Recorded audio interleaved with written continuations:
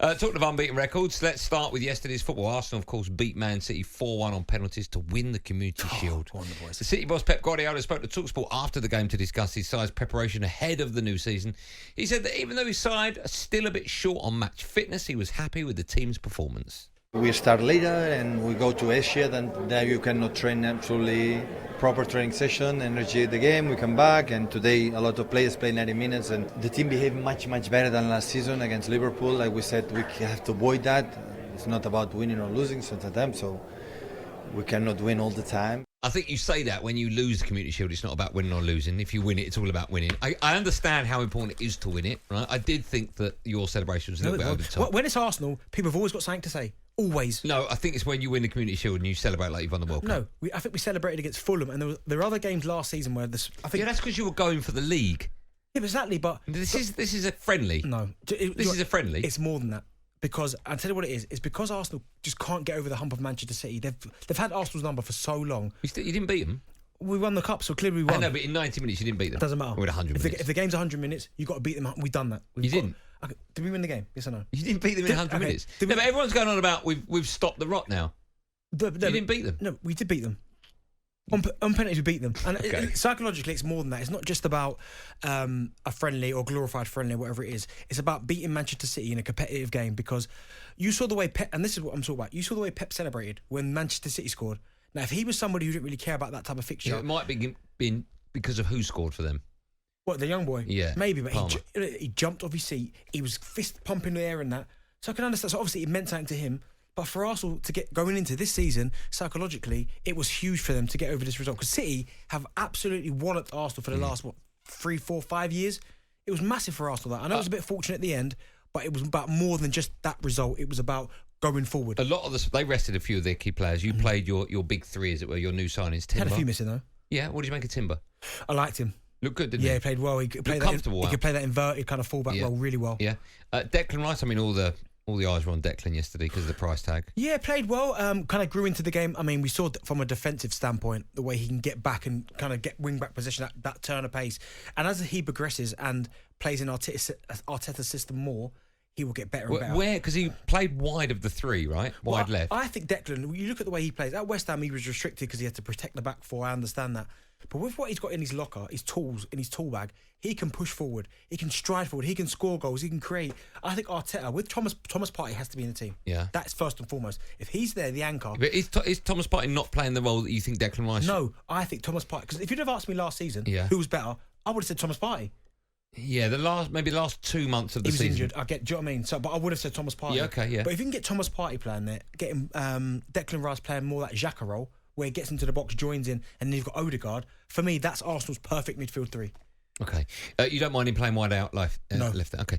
Kai Havertz, when he was at Chelsea, he was playing as a number 9. Everyone was like, what's the point? Then you bought him. It was like, well, we won't play him as a number 9. Then you get an injury to Jesus and you play him as a number 9. He had chances. I think when you've got Trossard and you've got Nketiah, I think either of those players finished. I think it was the second chance he had. Yeah. Nketiah, for me, definitely blast the second one. He scores that. He's a natural goal scorer. And that's the problem with Kai Havertz. I think he did okay yesterday. Maybe mobility is maybe an issue that I'd maybe be a little bit concerned about. But it's in games like that, and we saw it last season, and to be fair, Nketiah missed a couple last season. When you're playing against sides like Manchester City and you're kind of in the ascendancy and you get opportunities, you have to take them. And we missed them at home last season. And again in this game, Kai Havertz has an opportunity. And the first one was a little bit behind him, but the second one, he has to finish it regardless. And in that moment, you have to finish it. So I don't really want him playing centre forward. I don't mind if Arteta wants him to play that kind of midfield role, but if you're asking me sitting here today about Arsenal's strongest midfield or strongest 11, Kai Havertz does not get in it. Do you think, all right, it's pointless saying, do you think you're going to win the league yet? All right, because the window's still open. Yes. You might, but you don't think that? Manchester City are the team to beat. Okay.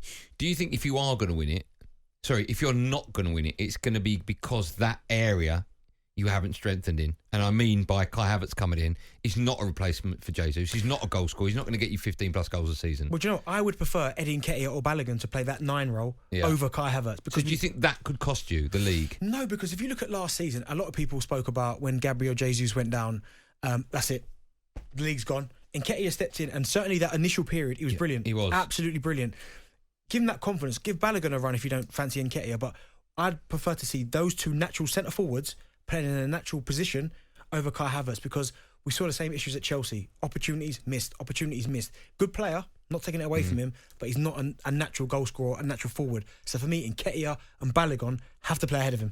We'll take calls from Arsenal fans, obviously, on all the above. 03717 22 33 44. Just a quick word about the treble winners, Man City. They rested a lot of the players. Goalkeeper wasn't there. Kevin De Bruyne was on the bench. Although he looked like he'd had a good summer, Kevin De Bruyne. Yeah, he did. Even Pep a little bit.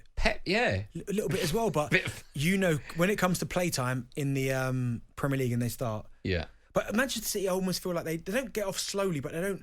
It's usually that kind of middle to end period where they put their foot on the accelerator. Yeah. But Can we read it? I mean, Haaland was very quiet in the game. Does that matter? I mean, doesn't matter. It doesn't, does it? Do you remember? See, that's what I'm saying. It's a friendly, right? No, but for Arsenal moving forward, psychologically, it's massive. But for Manchester City, who are used to winning everything, we saw the same situation last year when Haaland played in the Community Shield. Everyone went, he's going to be a flop. Well, not everyone. There were certain people said he's going to be a flop. Did people say that? Well, damn said he'd be a flop. Yeah. Remember, he missed the chance, That's didn't he? And everyone went, he's not going to score many goals. Ended up scoring 40 plus. Yeah. So I don't think for Manchester City you can read too much into it. For Arsenal moving forward, it's massive. Okay. Do you think Man biggest City... biggest club in England.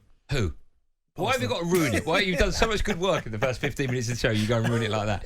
Listen, we'll take calls on, of course, all the above from Man City and Arsenal fans. You still think Man City are the team to beat?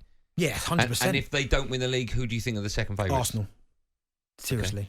Okay. Usually we have that noise. We'll find that in a break. Well, we've won a cup now, so no point. Oh, come on, you're not claiming the... If Man United won this, you'd be you'd be dancing out there. No, come on, you haven't won a cup. We have. You've won a shield in a friendly. Okay, but is it count as a trophy? No, I don't count it as a trophy. So if do you count it as a trophy? If I look on players' honours, will it say, let's say I'm going to put in Paul Scholes. Yeah, but if you want a Texaco Cup. No, if I put in Paul Scholes and it says Community Shield is on his honours. Would Emirates Cup be? No, because Community Shield is more... No, but would Emirates Cup be on honours? That as well then. So you won 2 trophies already then. I think you had a cup of tea this morning. You counted that? talkSPORT Drive with Andy Goldstein. Monday to Friday afternoon from 4 on AM, on DAB, via the talkSPORT app and on your smart speaker. talkSPORT.